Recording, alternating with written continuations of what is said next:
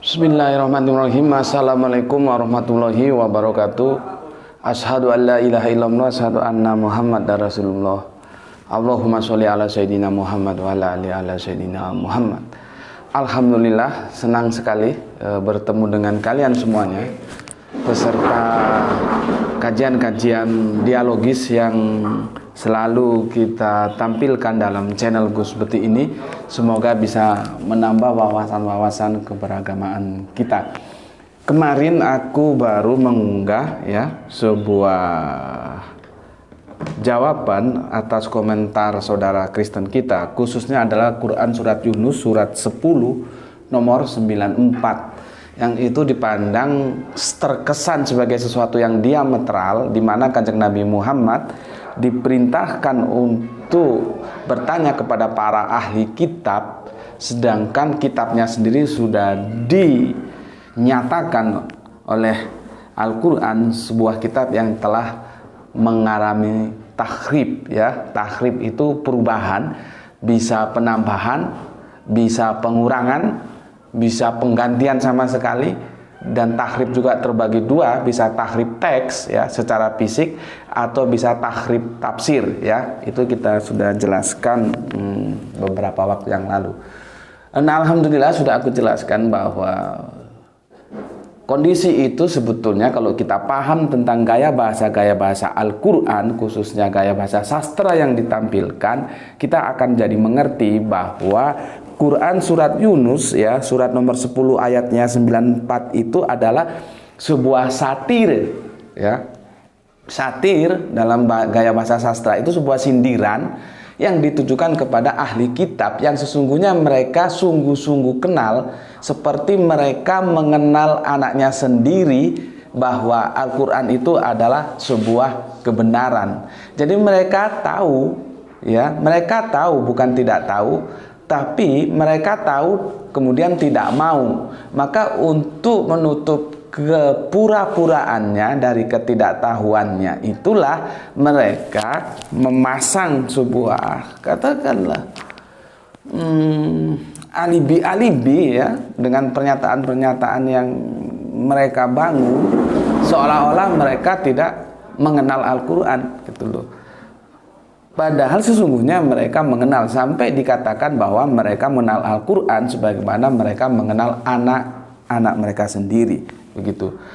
Maka diturunkanlah Quran surat Yunus surat 10 nomor ayat 94 itu sebagai satir. Jadi itu satir sindiran. Maka kalau kita coba menggali secara historikal, adakah atau siapakah sosok ahli kitab terkait dengan surat Yunus surat 10:94 itu yang dimintai konfirmasi oleh Kanjeng Nabi tentang kebenaran Al-Quran, itu tidak akan kita temukan, karena memang itu satir. Dia tidak faktual, tidak historikal sebagaimana ketika awal kenabian Kanjeng Nabi Muhammad diajak oleh Ibunda Khadijah untuk menemui pamannya, yaitu Naufal bin Warokoh yang notabene Warokoh itu adalah seorang ahli kitab. Itu historikal tetapi kalau untuk surat Yunus itu tidak historikal, karena memang itu dihadirkan oleh Allah untuk menyindir mereka para ahli kitab sehingga dengan demikian tidak ada sebuah kontradiksi antara pernyataan Quran surat Yunus surat 10 nomor ayat 94 dengan sebuah pernyataan Al-Quran lainnya bahwa Al-Quran itu mengatakan kitab-kitab terdahulu itu telah mengalami takhrib. Takhrib itu kalau dalam perspektif pesantren perubahan, bisa penambahan dan bisa pengurangan seperti yang sudah aku jelaskan Sebetulnya sih aku tidak punya kepikiran untuk membahas tema kita kali ini untuk mampir ngombe pagi ini adalah pernyataan meleset dari Yesus, yaitu tentang sebuah pernyataan 3 hari 3 malam di dalam perut bumi. Atau kalau kita mengkaji kajian biblikal, ini biasanya disebut dengan tanda Yunus gitu.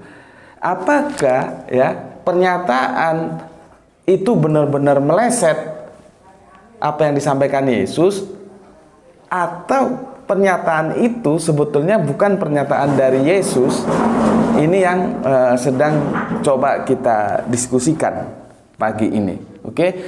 Dan kalau ada suara-suara gaduh ya, ya maklumlah ini bukan studio kedap suara, ada kegiatan warga yang saling giliran untuk mengadakan sebuah ya kerja bakti begitu ya. Jadi digilir antar warga di sini. Jadi ya kita nikmati aja, natural saja ya.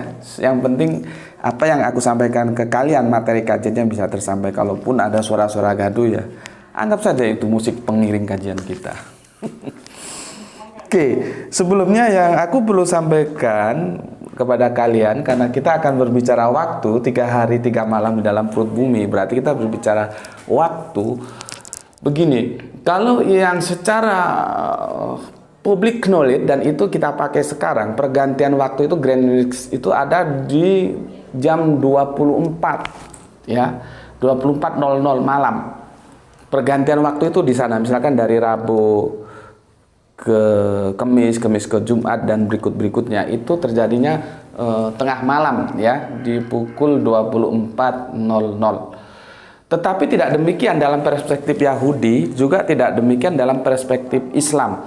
Dalam perspektif Yahudi dan Islam, mereka sama-sama pergantian waktu itu terjadi pada pukul 6, 7, 8, 18.00 ya.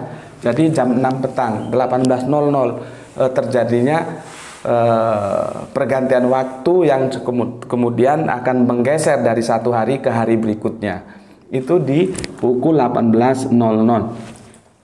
Makanya kalian tahu bagaimana saudara-saudara muslim ya, itu pada pukul 18.00 ini ya, tentunya ya karena waktu itu terus dinamis bergerak, ada lebih sedikit kurang sedikit, kira-kira inilah ya di saat mereka berbuka puasa ya.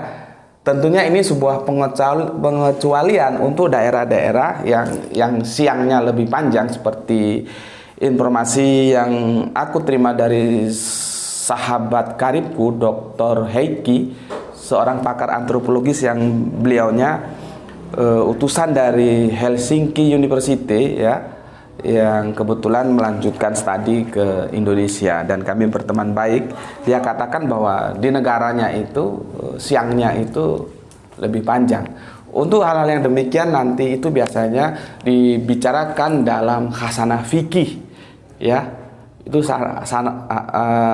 dalam khasanah fikih nanti bisa dibicarakan atau didiskusikan. Namun secara umum pergantiannya itu di 18.00. Di saat itulah umat Islam berbuka puasa. Tentunya ini juga bukan sesuatu yang tepat ya. Bisa maju dikit, bisa mundur dikit sebagai hanya perhitungan waktu sholat ya. Waktu sholat yang khomsa sholawatin fil yaumil wal lailatin ya. Jadi 5 sholat yang diwajibkan wal lailatin khomsa ya. Itu dalam siang dan malam, dalam perputaran waktu, jadi 24 jam ya. Itu waktunya tidak tepat. Misalkan sekarang duhurnya jam 11.15 misalkan ya, itu tidak selamanya 11.15, dia akan bergeser sesuai dinamisnya pergerakan apa ya, bagaimana posisi bumi terhadap matahari begitu. Oke. Yang penting yang kalian tahu bahwa Yahudi dan Islam itu pergantian waktunya yang disusul pergantian hari itu terjadi pada pukul 18. Ini dulu sampai pahami. Maka ketika pukul 18 ya, ini katakan ada 18 Jumat ya. Jumat sampai 18 Sabtu, Sab'ah ya, Sab'ah ya, inilah yang disebut 24 jam. Ini dulu pahami. Tuh habis yang ini habis. Coba ya. Ini dulu pahami ya. Coba aku pakai warna ini. Dari 18 ke 18 ya. Ini misalkan hari Jumat 18.00 Jumat sampai ke 18.00 Jumat sampai 18.00 Sabtu ya. Inilah yang dihitung 24 jam, 1 hari 1 malam. Nih, perhitungannya begini. Ya. Jadi dia pergantian waktunya itu terjadi di pukul 16 ini. Misalkan begini. Pukul bukan 16, 18 maksudku ya. Pukul 18.00 ya, itu masuk hari Jumat. Sampai besok pukul 18.00 ya, itu 1 hari 1 malam hari Jumat. Setelah itu dia masuk ke Kamis. Setelah 19-nya itu sudah tidak Jumat lagi, dia sudah Kamis. sorry, Sabtu maksudku ya. Tolong dikoreksi kalau salah. Ngopi dulu biar nggak salah. Bismillahirrahmanirrahim. Kadang-kadang apa yang ditulis sama yang diucapkan nggak kompak.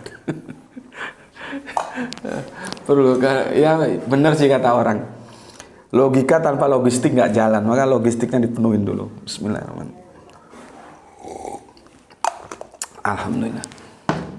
Jadi paham ya, pergantian waktunya itu di pukul 18.00 Jumat Sabtu.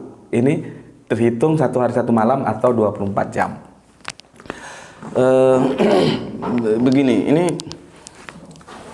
supaya paham lagi, ini aku tidak hapus lah. Gini ya, ini gini. Untuk pembandingnya itu begini.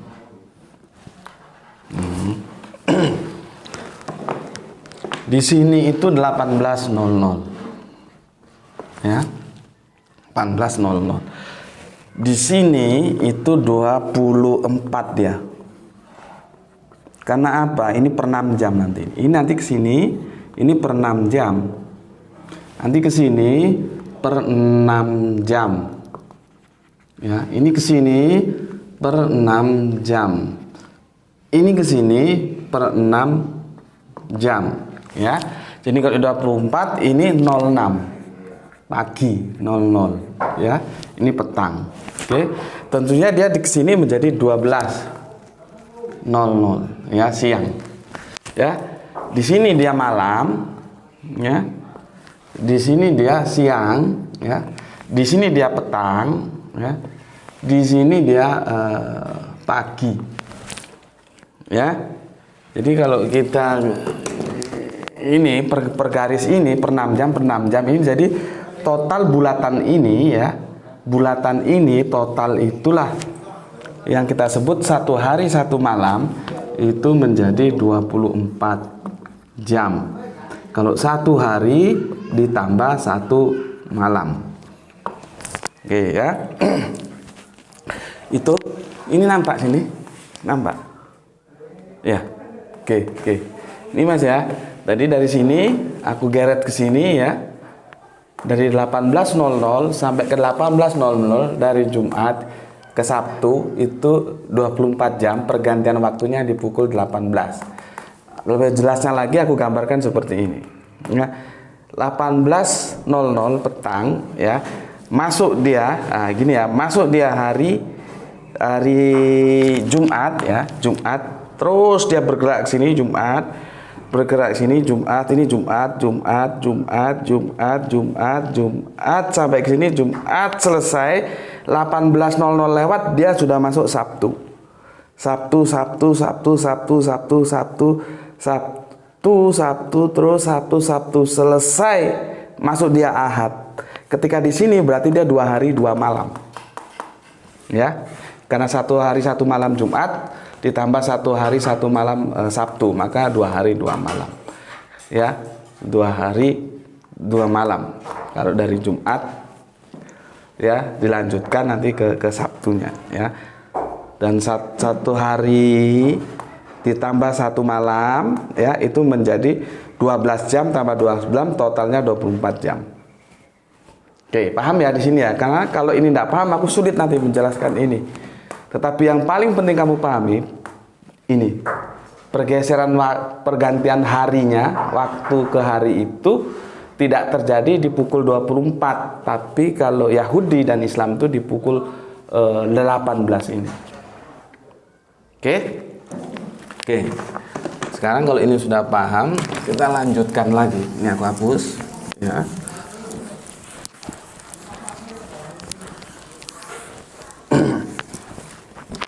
Oke.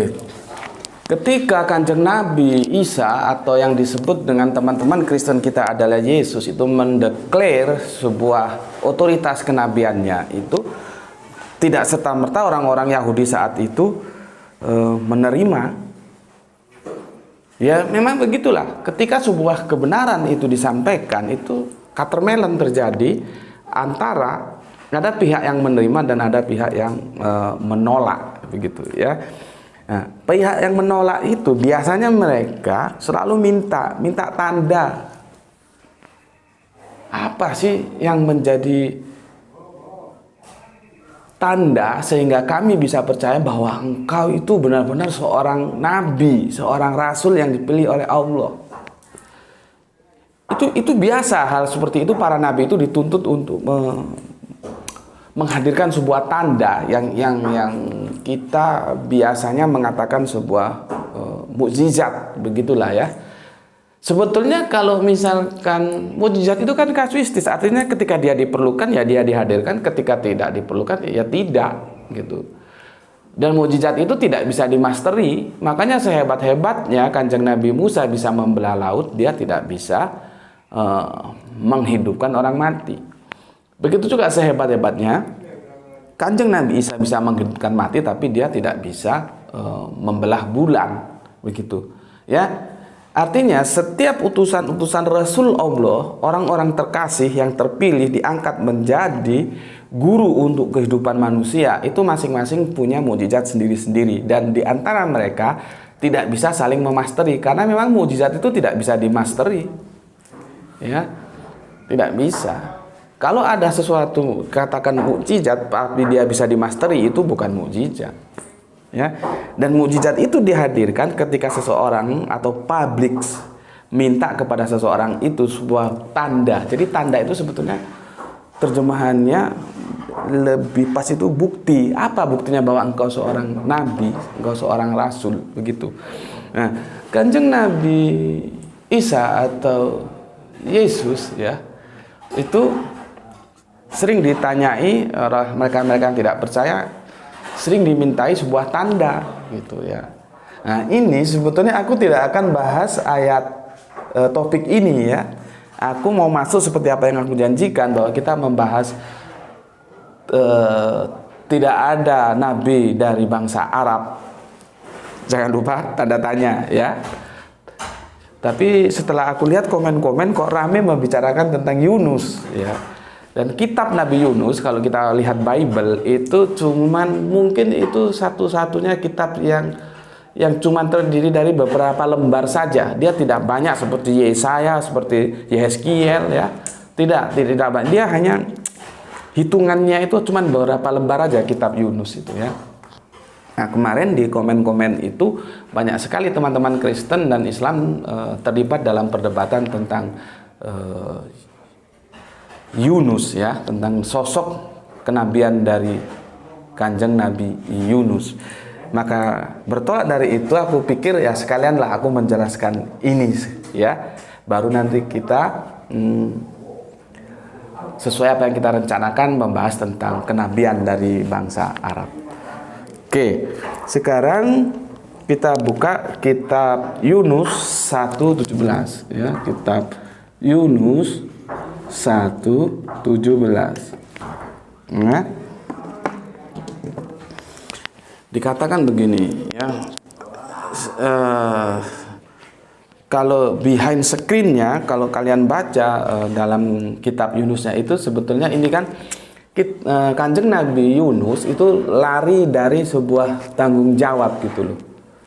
Mungkin karena sudah berputus asa, sudah gimana ya, kalau bahasa kita secara psikologis sudah nek aja. begitu masyarakat didakwai selalu ditolak, didakwai selalu ditolak, didakwai selalu ditolak, sehingga ketika Kanjeng Nabi Yunus disuruh mendakwai lagi, dia milih melarikan diri ke negeri lain gitu ya. Nah, dalam pelariannya itu dia naik kapal ya, atau katakanlah perahu ya, bukan kapal mesin tentunya pada saat itu, otomotif kan belum ditemukan. Nah, di tengah lautan itu ya, kurang jelas, ada yang mengatakan lautan, ada yang mengatakan danau ya, tapi intinya di tengah perjalanan air itu terjadi gelombang yang itu mengapa namanya ini, kapal yang mereka tunggangi, apa namanya ini ya, menghentak-hentakan ya, sehingga mereka percaya ini ada yang melawan Allah ini. Siapa ini? Setelah akhirnya diundi jatuh kepada Yunus, dan Yunus memang mengakui, sehingga dia dilemparkan ke laut dan ditelan oleh ikan ya. Yang kemudian lahirlah ayat yang mau aku baca ini. Yunus 1:17 ya. Maka atas penentuan Tuhan datanglah seekor ikan besar yang menelan Yunus, dan Yunus tinggal di dalam perut ikan itu 3 hari 3 malam. Nih ya. Yunus di dalam perut ikan itu 3 hari 3 malam ya. Di dalam perut ya. 3 hari 3 malam. Ini kalau kita baca dalam teks-teks Al-Quran itu ada sebuah diksi yang, tapi nanti itu kita bicarakan ya. Diksi itu mengatakan bahwa sebetulnya Yunus itu tidak di dalam perut, tapi masih di dalam mulut, tidak sampai tertelan, sehingga secara hitung-hitungan dia memang masih dimungkinkan bisa hidup karena ada oksigen ya.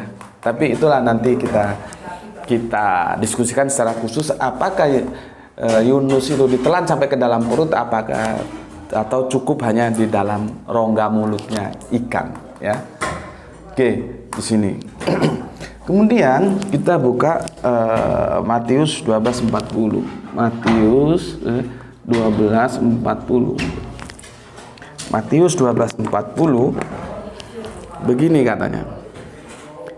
Sebab seperti Yunus tinggal di dalam perut ikan 3 hari 3 malam, demikian juga anak manusia akan tinggal di dalam rahim bumi 3 hari 3 malam. Nih, pernyataan Yesus meleset ya.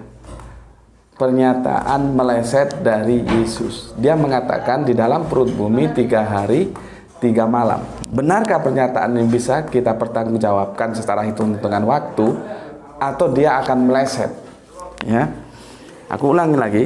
Sebab seperti Yunus tinggal di dalam perut ikan 3 hari 3 malam, demikian juga anak manusia akan tinggal di dalam rahim bumi 3 hari 3 malam. Ya, ini pernyataan dari Kanjeng Nabi Isa atau Yesus yang dia dimintain tanda bahwa dia seorang nabi. Ya. Menarik, sekarang kita uji, benar nggak 3 hari 3 malam? Kalau teman-teman lain ada yang mengatakan begini, bahwa pernyataan ini sebetulnya bertentangan karena begini, anak manusia itu di dalam perut bumi 3 hari 3 malam dalam keadaan mati, sedangkan Yunus 3 hari 3 malam di dalam perut ikan dalam keadaan hidup. Itu sesuatu yang nggak bisa dijadikan sebuah komparasi, karena yang satu hidup, yang satu mati. Tetapi menurutku itu kita abaikan saja dulu, kita tunduk kepada teks ini ya. Yang jelas di sini dikatakan masalah perhitungan waktu, bahwa anak manusia akan tinggal di dalam rahim bumi 3 hari 3 malam. Apakah ini bisa dibuktikan menjadi sebuah pernyataan Yesus yang itu benar, atau pernyataan meleset dari Yesus? Kalau ternyata itu nanti meleset, maka menjadi sebuah tanda tanya, benarkah Yesus pernah berkata demikian, atau penulis Injil Matius ini yang menambahkan kemudian? Ya, ini kan menjadi menarik ya. Makanya takhrib itu terjadi pada kitab-kitab yang terdahulu. Contohnya seperti ini nanti ya, akan kita lihat. Oke, kita sekarang melakukan analisa data. Kita baca di Yohanes 19:31 ya. Yohanes 19:31. Begini, karena hari itu hari persiapan, dan supaya pada hari Sabat mayat-mayat itu tidak tinggal tergantung pada kayu salib. Sebab Sabat itu adalah hari yang besar, maka datanglah orang-orang Yahudi kepada Pilatus dan meminta kepadanya supaya kaki orang-orang yang itu dipatahkan dan mayat-mayatnya diturunkan. Ingat, ini Sabatnya apa ya? Yahudi ya. Merupakan sebuah ritual mereka ya. Jadi ini peringatan ritual pendahulu dinuloh, yaitu Yahudi ya, pada hari Sabat. Aku baca, yang penting ini, yang penting kalian perhatikan. Karena hari itu hari persiapan, dan supaya pada hari Sabat mayat-mayat itu tidak tinggal tergantung pada kayu salib. Karena tidak boleh, karena hari Sabat itu hari yang dimuliakan ya. Maksudnya jangan ada lagi mayat-mayat tergantung gitu ya. Teksnya bunyi begini, hari itu hari persiapan, dan supaya pada hari Sabat. Berarti teks ini mengatakan bukan hari Sabat, tapi masih persiapan. Berarti hari Jumat ya. Berarti hari Jumat. Oke. Sekarang kita masuk ke Yohanes 19:41-42. Ya. Yohanes 19:41-42. Ya, ini persiapan Sabat. Ya. Yohanes 19:41-42. Begini. Dekat tempat di mana Yesus disalibkan ada suatu taman, dan dalam taman itu ada suatu kubur baru yang di dalamnya belum pernah dimakamkan seseorang. Jadi kalian harus ngerti juga ya, suasana makam Yahudi itu tidak seperti kita ya. Begitu jenazah sudah dimasukkan ke dalam bumi lalu ditimbun tanah sampai rata, tidak begitu. Tapi tradisi dalam Israel, sebagaimana mereka orang-orang Yahudi, itu ada seperti gua gitu ya, makamnya seperti itu, sehingga ketika mayat dimasukkan itu di dalamnya masih ada ruang udara gitu ya, sehingga bisa memungkinkan di dalam bila terjadi kehidupan masih memungkinkan, karena itu berupa gua gitu ya. Oke, dan itu ada makam yang atau gua yang belum dipakai ya, cuman di sini itu persiapan untuk makam siapa nggak dijelaskan ya. Oke. Karena hari persiapan orang Yahudi ya, hari itu ya. Karena hari itu hari persiapan orang Yahudi, sedang kubur itu tidak jauh letaknya, maka mereka meletakkan mayat Yesus ke situ ya, ke kuburan yang belum pernah dipakai itu ya. Jadi mayat Yesus yang sudah diambil diletakkan ke dalam makam itu. Di sini tidak dinyatakan itu persiapan makam untuk siapa, tidak ada. Kebetulan di taman itu ada makam gitu aja lah ya. Narasinya begitu. Oke. Jadi kesimpulan sementara, Yesus dimakamkan pada hari persiapan orang Yahudi, yaitu hari Jumat. Nih ya. Ini ada makam baru. Ya. Dari sini ya. Dari sini kesimpulan yang kita ambil bahwa kesimpulan sementara ya, pada hari Jumat ini Yesus dimakamkan. Ya. Hari Jumat Yesus dimakamkan. Oke. Sekarang kita bergerak ke Yohanes 21-2. Ini satu paket ya ayatnya.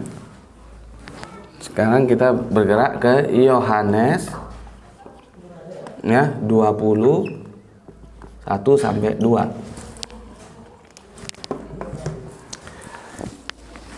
Begini.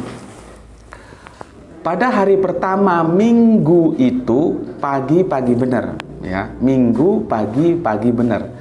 Ketika hari masih gelap, pergilah Maria Magdalena ke kubur itu Dan ia melihat bahwa batu telah diambil dari kubur. Maksudnya batu yang menutup gua tadi itu sudah nggak ada. Jadi ruang kubur itu, gua itu sudah terbuka, batunya sudah nggak ada. Dan itu terjadi pada hari pertama minggu itu pagi-pagi, ya. Oke. Kemudian ia berlari-lari mendapatkan Simon Petrus, maksudnya mengadu, mencari Simon Petrus atau melapor kepada Simon Petrus, ya, dan murid yang lain yang dikasihi Yesus, dan berkata kepada mereka, Tuhan telah diambil orang dari kuburnya dan kami tidak tahu di mana ia diletakkan. Itu berdasarkan laporan dari Maria Magdalena di kitab Yohanes 20:1-2. Kesimpulan sementara yang kita ambil adalah Yesus dibangkitkan pada hari Minggu, ya, pagi lagi, ya. Ini, ya, hari Minggu atau Ahad, ya. Ya, ini bangkit. Sudah nggak ada, kuburnya sudah kosong. Bangkit, ya. Perhatikan, pada hari Jumat dimakamkan, ya, pada hari Minggu bangkit, ya. Bangkitnya Minggu, ya. Dari situ, ya, dari dua kesimpulan sementara ini bisa katakan maka anak manusia akan tinggal di dalam rahim bumi itu adalah Jumat, ya, Sabah, Ahad, ya, atau Jumat, Sabtu, Minggu. Adakah 3 hari 3 malam lamanya? Ya, kan ini Jumat ini, ya, Sabtu, Minggu. Ada nggak nih 3 hari 3 malam lamanya? Sesuai dengan apa yang dinyatakan Yesus bahwa anak manusia 3 hari 3 malam di dalam perut bumi sebagaimana Yunus 3 hari 3 malam di dalam perut ikan. Ini ada nggak? Sekarang kita uji, ya, ya. Sekarang begini, Jumat, ya, itu tuh di sini nampak nggak? Di sini tuh, kalau di sini nampak nggak tuh? Ini di sini nampak nggak? Di sini, ya, kita hitung Jumat, ya, Jumat, ini Sabtu atau Sabah, ini Ahad atau Minggu, Ahad, ya. Sekarang kita hitung bersama. Tadi kan sudah aku ajarin hitung waktu. Kalau dari Jumat, ya, Sabtu, Ahad, ya. Kalau dari Jumat persiapan kan? Ini persiapan. Ini sabatnya. Di sini ke sini, ya, itu baru 1 hari 1 malam. 1 malam. Ya, 24 jam. Ya, ini pun kita abaikan dulu lah jam pastinya jam berapa. Kita hitung hari aja, globalnya saja. Nanti dari Sabah ke Ahad, taruhlah Ahadnya pula, padahal di situ dihitung minggu, ya. Ini baru 1 hari 1 malam juga, gitu, ya. Jadi kalau ini kita total, ya, ini cuman 2 hari plus 2 malam. Ini dia. Ini pun kalau kita hitung global. Kalau kita hitung per jam, karena jangan lupa di sini itu pagi loh, ya. Pagi sudah nggak ada, kuburnya sudah kosong. Padahal pergantian waktu kalau dia dihitung Ahad atau Minggu penuh, dia harus selesainya di pukul 18 tadi itu. Karena disinilah Ahad selesai berganti ke Senin, Isnain. Nah, padahal pagi ini sudah kosong, ya. Jadi untuk sementara kita abaikan hitungan waktunya, kita hitung ke hari saja, ya. Kita anggap ini sudah full sudah, ya. Kita hitung hari Jumat, ya, Sabtu, Ahad. Paginya ini kita abaikan saja. Artinya ketika kita coba dalam kerangka hitungan yang lebih luas, yaitu hari, tidak jam, ya. Hari itu cuman 2 hari 2 malam. 2 hari 2 malam, ya. dari Jumat ke Sabtu 1 hari 1 malam, dari Sabtu ke Minggu atau ke Ahad 1 hari 1 malam, ya. Kita abaikan yang paginya ini, sudah kita anggap full lah pagi. Itu cuma 2 hari 2 malam, tidak terpenuhi 3 hari 3 malam.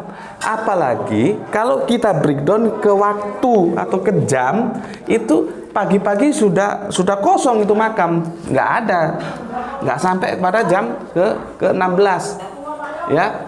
Jadi ini membuktikan bahwa pernyataan meleset itu sangat panjang sekali. Berapa? 1 hari 1 malam, berarti 24 jam melesetnya. 24 jam meleset pernyataan Yesus. Nih, ya. Jadi, kalau kita berpegang teguh bahwa Yesus memang mengatakan demikian, maka pernyataan Yesus meleset. Ya. Kalau memang ayat ini Yesus mengatakan demikian, itu kemungkinan pertama. Kemungkinan kedua, Yesus tidak mengatakan ini. Cuman pengarang Injil Matius, si Matiusnya sendiri itu memang terlalu gegabah dalam mengeksplor tentang who is Yesus. Salah satunya yang aku katakan ketika dia membuat nubuah dari perjanjian lama yang mengatakan bahwa dari Mesir kupanggil anakku, itu dinisbahkan pada Yesus. Padahal di perjanjian lama yang dimaksud itu Israel. Israel itu kelompok, bukan personal. Kalau Yesus itu personal. Ya. Jadi kalau kita amati Injil-Injil karangan Matius itu memang selalu berusaha untuk mengangkat atau memblow up Yesus, ya, lebih tinggi dari pengarang-pengarang Injil lainnya. Namun sebuah resiko yang harus dia tanggung. Artinya tidak ada kejahatan itu yang sempurna. Tetap ketahuan saja. Seperti ini kita bisa hitung, kan? Kita bisa hitung sehingga kita tahu cuman 2 hari 2 malam, nggak sampai 3 hari 3 malam di perut bumi, ya. Sehingga dikatakan bahwa kalau memang ini pernyataan Yesus, maka pernyataan meleset dari Yesus ini yang harus kita pertanyakan. Masa seorang nabi yang diberi keistimewaan oleh Allah yang mengutusnya, dia mengatakan sebuah pernyataan dan itu meleset? Tidak mungkin. Jadi yang selalu kita kritiki lebih dalam lagi, si Matiusnya yang menulis Injil Yesus itu, yang menceritakan tentang Yesus dalam Injil karangannya itu, Injil Matius itu. Jadi gini ya, kalian nanti aku kasih tahu, aku ada dokumentasinya ya. Dulu Injil itu disebut begini: Injil karangan Matius, Injil karangan Markus, Injil karangan Lukas, Injil karangan Yohanes gitu. Jadi ditulis karangannya. Makanya tidak sesuatu yang berlebihan dan bukan maksud aku untuk menyerang, tapi untuk menjelaskan bahwa Injil itu tidak bisa, Injil yang sekarang ini ya, yang terkanonik ini, bukan Injil yang diterima oleh Kanjeng Nabi Isa, itu tidak bisa disetarakan dengan Al-Quran. Karena posisi dia, sejarah dia itu seharusnya dibandingkan dengan hadis. Itu bukan sesuatu yang berlebihan, tidak ya. Itulah mendudukkan masalah yang sebenarnya ya. Jadi Injil 4 kanonik itu ya, Matius, Markus, dan Lukas, Yohanes sebagai pengarangnya, itu posisinya jatuhnya di hadis. Jadi jangan dibandingkan dengan Al-Quran. Seperti ini, aku tidak mungkinlah seorang nabi Yesus memberikan pernyataan dan meleset. Tidak mungkin. Artinya Yesus memang tidak mengatakan ini, hanya si Matius lah yang menambahkan dalam Injil karangannya. Itu penjelasan dari aku. Dan terakhir aku sampaikan sebelum aku tutup, mohon maaf ya, ini di samping ada warga sedang kerja bakti ya, bergantian kami kerja bakti ya. Jadi kalau ada suara-suara gaduh ya anggap aja itu musik pengiring dari kajian-kajian kita. Itu dari aku, sampai ketemu lagi ya dengan sebuah pernyataan bahwa pernyataan meleset dari Yesus 3 hari 3 malam dalam perut bumi itu akan melahirkan 2 alternatif kemungkinan. Kemungkinan pertama, Yesus tidak mengatakannya karena tidak mungkin seorang nabi Rasul Allah itu membuat pernyataan dan itu meleset. Ya, maka kita akan menjurus Matius menuliskan dalam Injil karangannya sesuatu yang tidak pernah dinyatakan oleh Yesus. Pilihan di tangan Anda. Apakah pernyataan Yesus yang meleset ataukah Matius yang berbohong? Selamat berpikir. Assalamualaikum warahmatullahi wabarakatuh.